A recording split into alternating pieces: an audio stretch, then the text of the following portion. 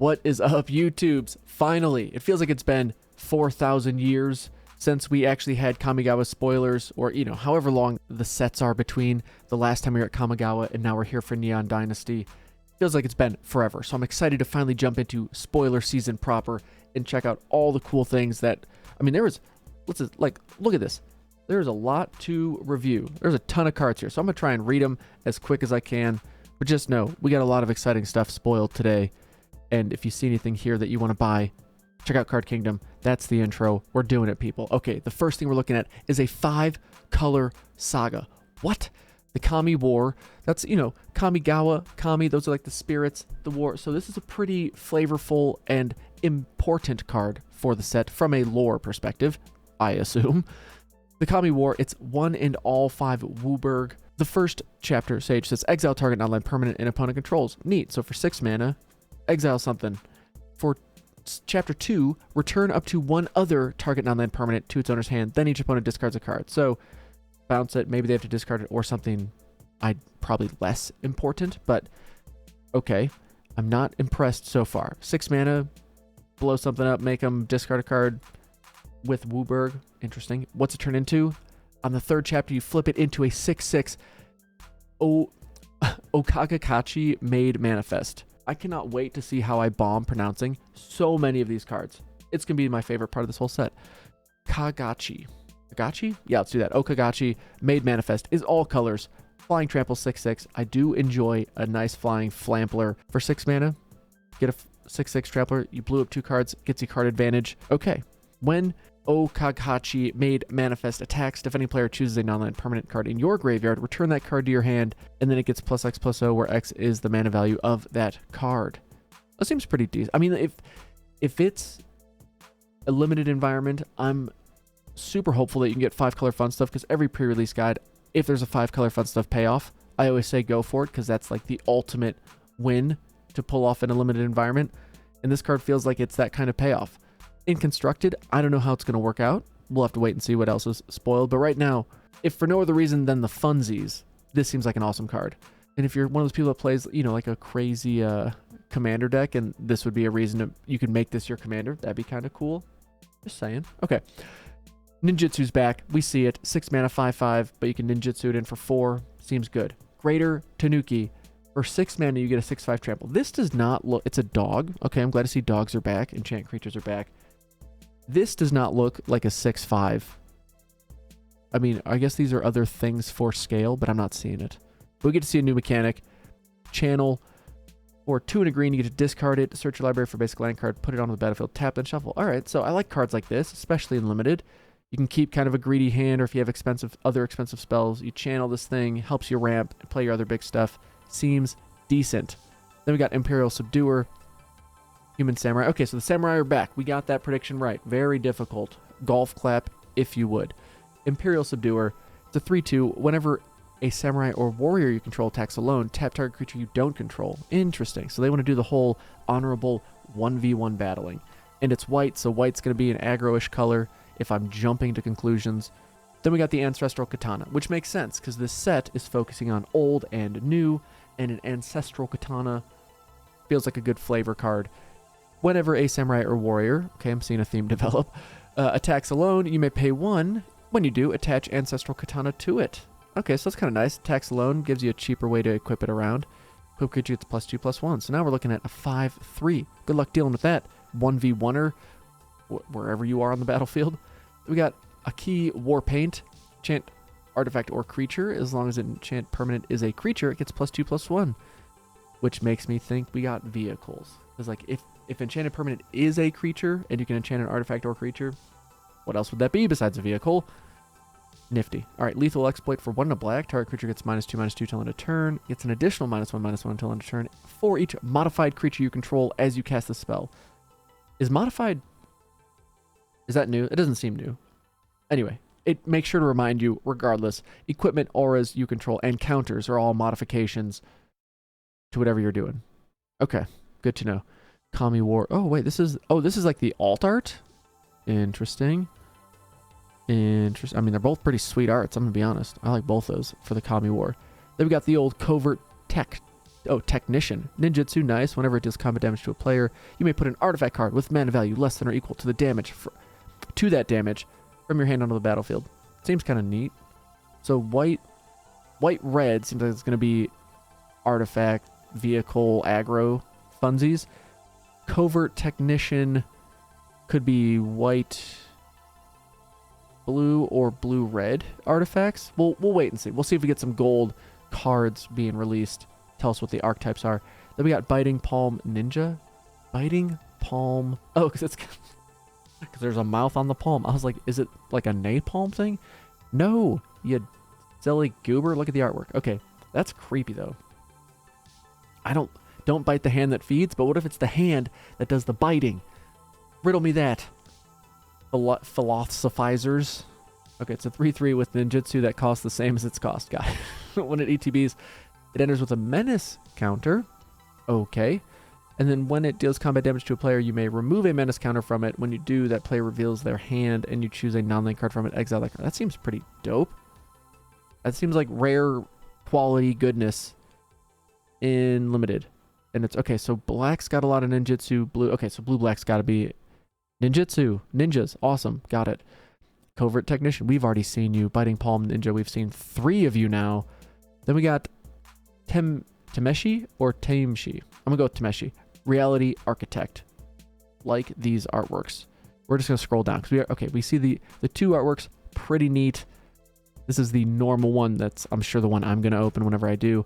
Whenever one or more non-creature permanents are returned to hand, not just yours, but to a hand, draw a card. This ability triggers only once each turn. Okay. Then you can pay X and white. All right, so blue-white's got to be bounce artifacts. Interesting. X and white, return a land you control to its owner's hand. Turn target creature or enchantment card with mana value X or less from your graveyard to the battlefield. Activate only as a sorcery. Got it. Oh no, so blue-white's got to be, or maybe it's like artifact, enchantment. All right, we'll see. Maybe it's more of like a 3-color thing. Curious. All right, Temio's Completion. Is it completion? That's not how you spell completion, is it? I don't know how to spell completion. So it's completion or completion. Completion. I'm gonna go with completion. It's a flash art enchantment. Enchant artifact, creature, or planeswalkers. When Temio's Completion enters the battlefield, tap enchanted permanent. If it's an equipment, unattach it. You can attach it to any non-land permanent. Artifact, creature, I guess not an enchantment. Okay, so artifact, creature, or planeswalker. If it's an equipment, unattach it. Got it. Enchanted permanent loses all abilities and doesn't untap during its controller's untap step. So just it blanks that card. Got it. That's a fancy way to get rid of planeswalkers, though. Interesting. Okay. Behold. Whoa. Okay. Here's the first big thing. We have sagas that are flipping. Why am I freaking out about that? We just saw... For some reason, this being 5-color fun stuff and flipping into a dragon didn't register to me that we have sagas returning as flip enchantment spirit plant things. That's interesting. That's very interesting. Okay. Behold the Unspeakable. So we got uncommon ones. We got rare ones. Do we have any other rarities? I'm sure we do. Okay. Behold the Unspeakable. Creatures you don't control get -2/-0 till end of turn, or till your next turn. Okay, great. So for 5 mana, you've blanked your opponent's attack, maybe. And then if you have 1 or fewer cards in hand, draw 4 cards. Okay. Otherwise, scratch you, then draw 2. Jeez. So 5 mana, you've pseudo-fogged your opponent, maybe. I'm thinking from a limited perspective. You've maybe pseudo-fogged them, and then you just got to draw 2 cards. Probably 2 decent cards. And then the third is exile it, and it flips into a flying trampler that gets +1/+1 for each card in your hand. What? That seems kind of good. That seems really good. Oh, wasn't the Unspeakable? That was a big old blue card from like the Might versus Mind dual deck. I remember that because that was one of the first things I bought when I got back into Magic. So it's a vision of it. It could be bigger vision, could be smaller vision.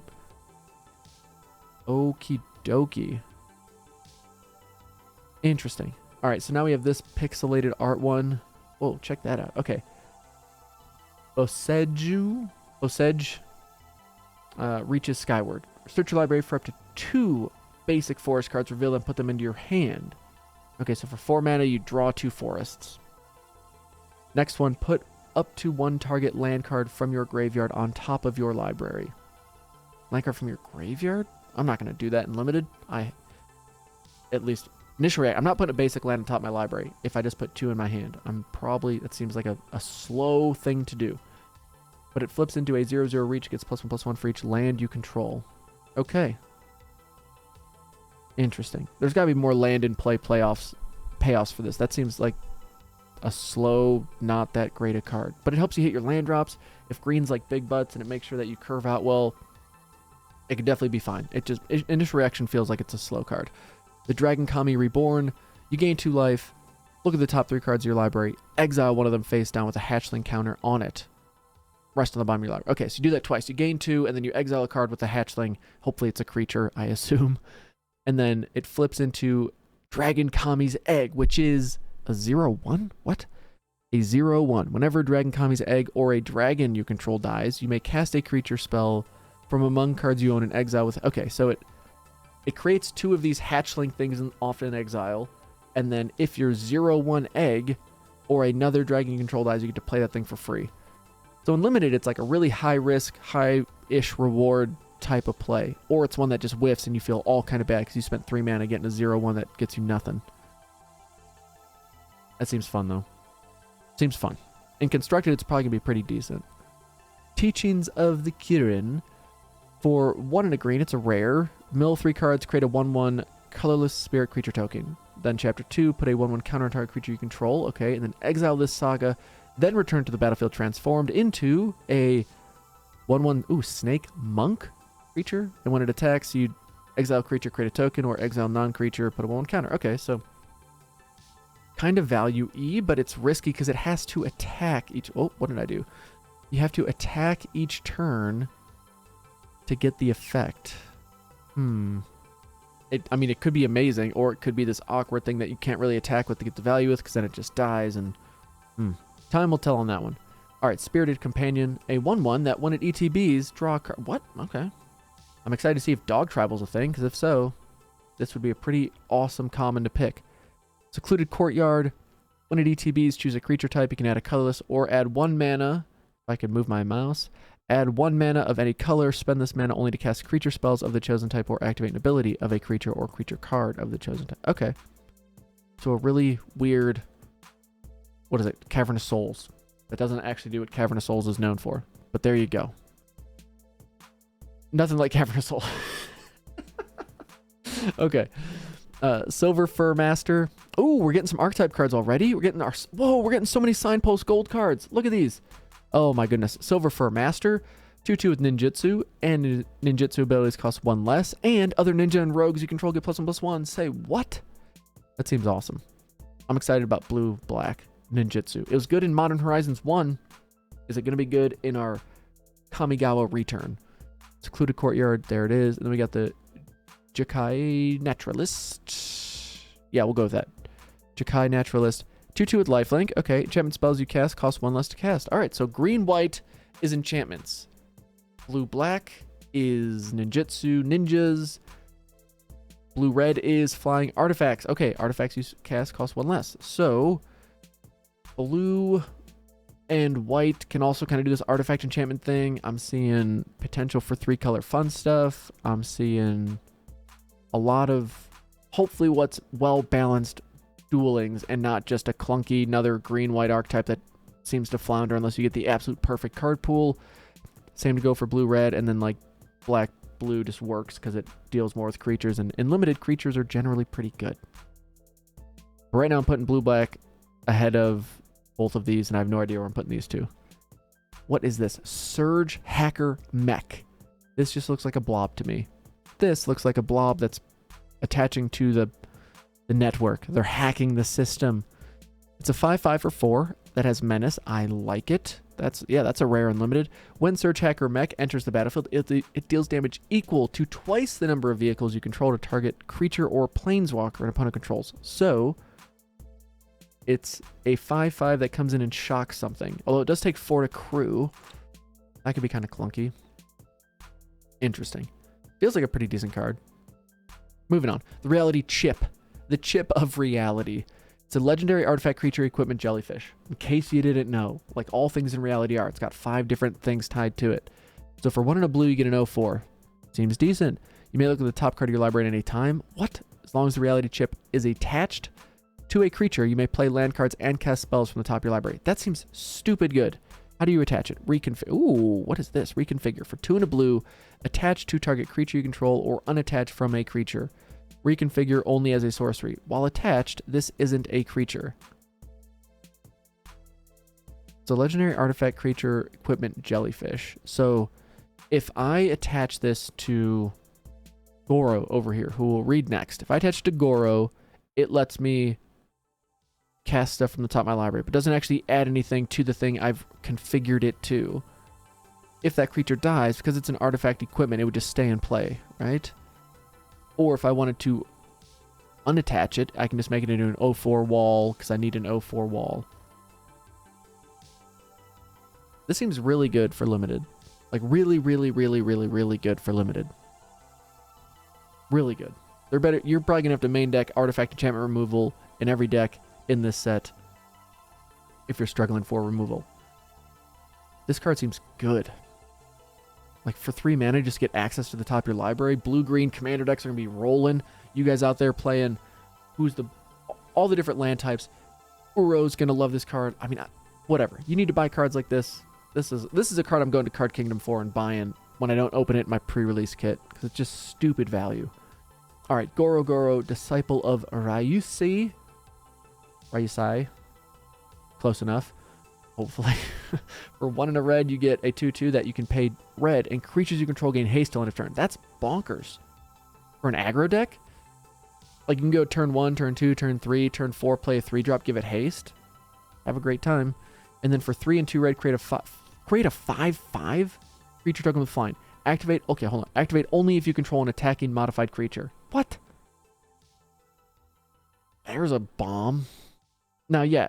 Well, they could interact and remove your equip thing. Yeah, only so many times. And then you just win the freaking game. You have to get rid of this thing quick. It makes me nervous. Because I like cards like this, too, because it scales well into the mid and late game. It is a bomb. That's just everything you want. It kind of looks like a little Triceratops thing going on. But it's a goblin. Okay, Bosej Who Endures. It's a legendary land that taps for green. Doesn't come into play tap, so it's just inherently way better than a basic land. And it has channel as well for 1 and a green. Discard it. Destroy target artifact, enchantment, or non-basic land. Neat. That player may search the library for a land card. Basic land type. Put it into play. Okay. Costs 1 less to activate for each legendary creature.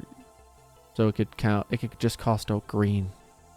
That seems really nice and flexible. Actually, I was thinking, okay, it's kind of whatever for limited, but I would say this is awesome in all formats. This card is...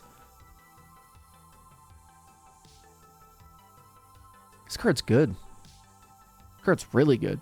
Whoa, that's some creepy art. Look at it, like the face going on in there. Got the eye, got this weird row of teeth. Is that on purpose, or am I just seeing things? I like this card. Yeah, that card's good. It's just good on all fronts. Good. Silver Fur Master. We got 2 more types of you, of course.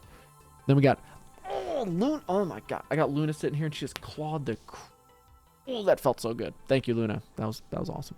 Okay, the Wandering Emperor. It is. Wait, it's the Wanderer. They're an emperor? What? They kind of look like they got one of those wigs that the founding fathers wore back in the 1700s. 1800s. Early. No, okay.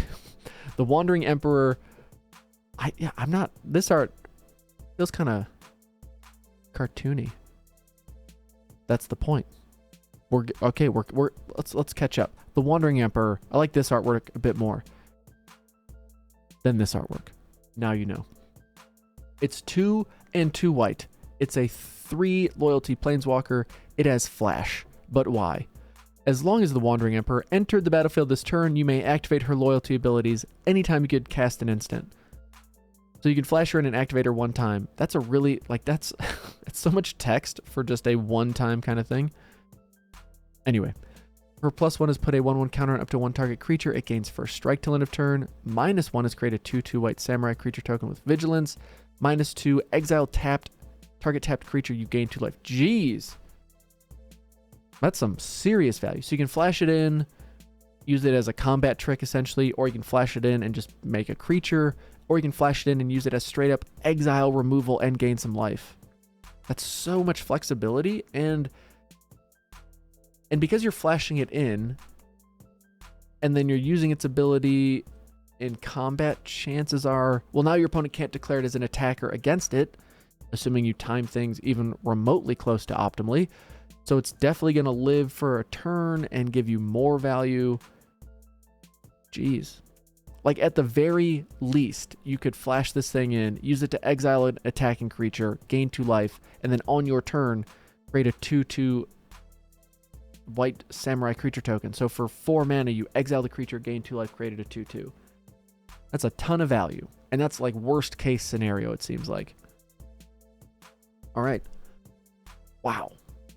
Yep, mythic rare. That makes sense. Next mythic rare, Gengataxius. Back. They are back. We're getting dug back. No, okay. Gengataxius. Guys, you know I can read Phyrexian. It's a legendary creature. It's a Phyrexian praetor. Yep. And then it says, whenever you cast an instant, artifact, instant, or sorcery spell, copy that spell. You may choose new targets for the copy. Wait, triggers only once. Wow, that's... So whenever you cast instant, artifact, sorcery spell, you get to make a copy. Seems very good. Whenever an opponent casts an artifact, instant, or sorcery, counter that spell. What? All right, so you're copying all your stuff once a turn. Not all of it, but you're copying your first thing once a turn. Your opponent's getting their first thing countered. That's so annoying. It's not creatures, so maybe in limited it's not the worst thing in the world. That's still so much value. And yeah, commander, all that, like commander players, another card you can go cop from Card Kingdom. That's nutty. Gengataxius, just the saltiest praetor around, living up to that name. Well done, Gengataxius. Then we got Tezzeret's back, to the surprise of no one. We did well on our prediction video though. Golf clap, everyone. Tezzeret, Betrayer, Flesh. Look at all these 3 versions. For 2 and 2 blue, you get a 4 loyalty.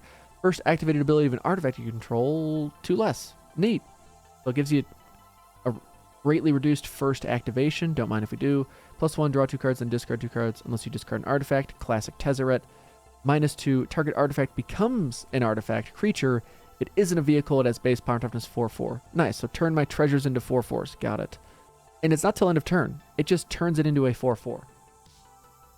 Value. Ultimate, you get an emblem with whenever an artifact you control becomes tapped, draw a card. That seems really good. Guys, commander deck synergies, you see them coming. Hey, now we're getting into some dragon spirits. What is that? What? It looks like a grasshopper with some weird pollination things growing off it. Nope, that's Kyodai Soul. That's the soul of Kamigawa. Okay. It's a 3/3 with flash. Got it. When Kyodai Soul of Kamigawa enters the battlefield, another target permanent you control gains indestructible for as long as you control. Okay, that seems kind of sweet. So it flashes in, protects something like a soul does. Sure, yeah, we got there. And then you can pay Wooburg, and it gets +5/+5 till end of turn. So we got 2 payoffs for getting all 5 colors. I love it. Let's do it, dude. I'm sold. 100% all in, 5 color fun stuff. That's the pre-release game plan. The whole guide for the pre-release is going to focus on getting 5 color fun stuff working. We got the Wandering Emperor. We got Go Shintai of Shared Purpose. It's a 1/3 vigilant legendary enchantment creature shrine. What? I mean, it looks like a look at this artwork. You can't, we have so many types on these cards now. All right, beginning of your end step, you may pay 1. If you do, create a 1/1 color spirit creature token for each shrine you control for 1 mana. Not for each shrine. You pay 1, and then you create 9 different shrine or 9 different spirit tokens. I'm excited shrines are back. I wonder how bonkers they're going to be. Is the 5 color, that's the Kami War, is building up the 5 color shrine deck to make it happen. We've got the side quest figured out. Love it. Nice. We got more legendary dragons. We got Kairi, the Swirling Sky. It's a 6/6 flying ward 3 dragon spirit. Looks like a Pokemon in the full art version.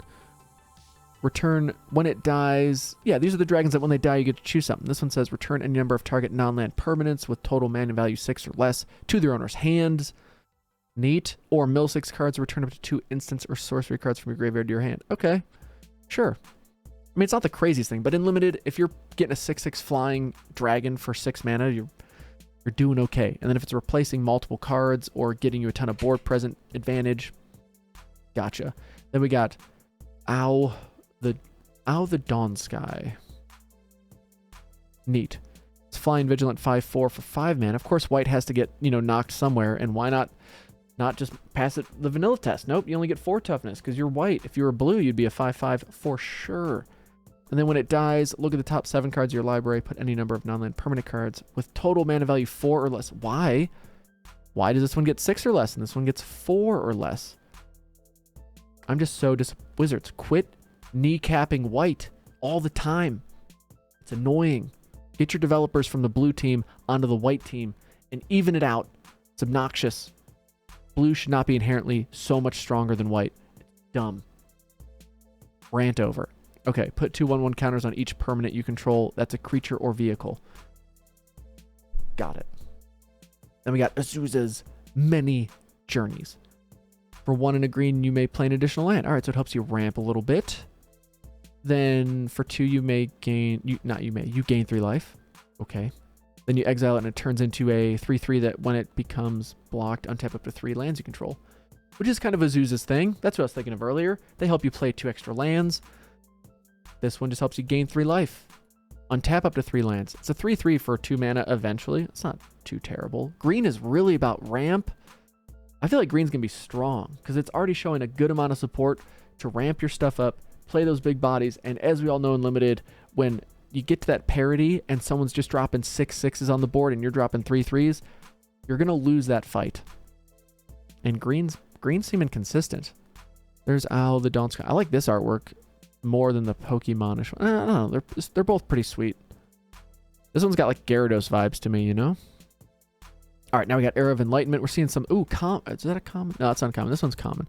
Scry 2, then you gain 2 life, then you exile, and it comes back as a 2/2 first strike. All right. Machiko's Reign of Truth. Target creature gets +1/+1 until on turn for each artifact and or enchantment you control. So it pumps something up once, then twice, and then it transforms into a creature that has power and toughness equal to artifact and enchantments you control. All right. Nice portrait. That's a pretty strong picture. Picture says 1,000 words. This one can get up to 1,000 power and toughness if you have 999 other copies of it. Now you know. The Modern Age. Draw a card, discard a card. Helps you filter through your deck. And then turns into a 2/3 flying kid. Spirit. Okay. Light. Love it. Like it. Life of Toshiro Umezawa. Choose one. Ooh, I like this. Okay, choose one. Target creature gets +2/+2, or target creature gets -1/-1, or you gain 2 life. That's pretty sweet, actually. Get in for damage, or remove a creature. I doubt you're doing the 2 life one very often, unless you got life gain synergies, and then it flips into a 2/3 that you can tap, pay a life, add a black, spend this mana, only to cast instants or sorceries. Okay. I'm here for it. Then we got the Shattered States Era. Gain control of target creature, untap it against haste. Sure. That's actually not bad, because for 5 mana, there's that effect in a, let's say, not super efficient, but like that's not a crazy price to pay for that kind of spell. Usually it's like a 3 mana spell, maybe 4, but for 5 to get that effect, not terrible. Then number 2, creatures you control get +1/+0 till end of turn. Okay. And then it flips into a 3/3 Trample Haste. That's not terrible. We'll have to see how aggro goes, because like for turn 5 to say, all right, I take your best blocker, swing, is that lethal? I don't know. But then the next turn, maybe I can pump my board enough to push into your biggest creature, not worry about it anymore, and then after that I get one more thing to hopefully get in for the last point of damage. But at that point you're also at turn 5, 6, you're at turn 7. Who knows? All right, another Kami War. We've seen you before. 1,000-Faced Shadow. What are you? Ninjutsu, flying, 1/1. When it enters the battlefield from your hand, if it's attacking, which would ninjutsu have it be doing. Create a token that's a copy of another target attacking creature. That token enters the battlefield tapped and attacking. What?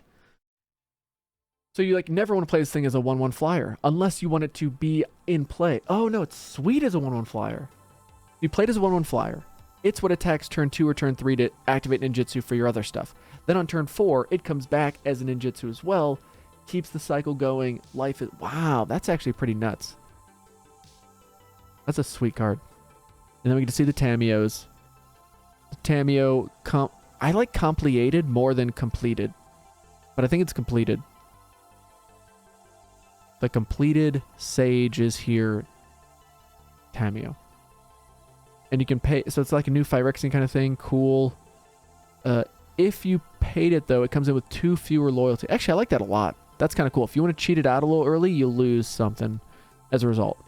+1, you can tap up to 1 target artifact or creature. It doesn't untap for 1 turn. Sweet. -X, exile target non-land permanent with mana value X from your graveyard. Create a token that's... Whoa, that's pretty sweet. You can exile stuff to create copies. Interesting. And then -7, create Tamio's Notebook, a legendary colorless artifact token with spells you cast cost 2 less to cast, and you can tap it to draw a card. That seems pretty nuts. For 2, 3, 4, 5 mana. Okay. Yeah, I don't think you're going to want to cheat this thing out very often just because you're trying to get to that ultimate. Or you really need to lock something down. Okay, maybe you're cheating it out because your opponent's gone on the offensive and they're doing the whole, I'm going to play 1 creature in the blue-white deck or the red-white deck, and I'm all in on this 1 creature, and you're just playing Tamio to lock them down. That could work. Man, that's a ton of spoilers. We just talked for a half hour straight on these spoilers, and I'm pretty excited. I liked seeing some of the archetype cards. Look at all these old stuff. Man, these basic lands are nuts. These things are sweet. But I like seeing the sagas. I like seeing the archetype cards. I like seeing the new mechanics. There's so many different art versions of cards. It's almost like distracting at this point. I'm excited to see what is going on at the shrines. But thank you all for watching. If any of these cards look great to you, make sure to check out Card Kingdom. Use my affiliate link. Buy those cards. Let them know I sent you. Let them know I should keep being supported as a content creator. Really would go a long way and be much, much appreciated. But we're going to have more spoiler vids coming out. Thank you all for watching. We'll see you in the next one. Take it easy, my friends. Peace.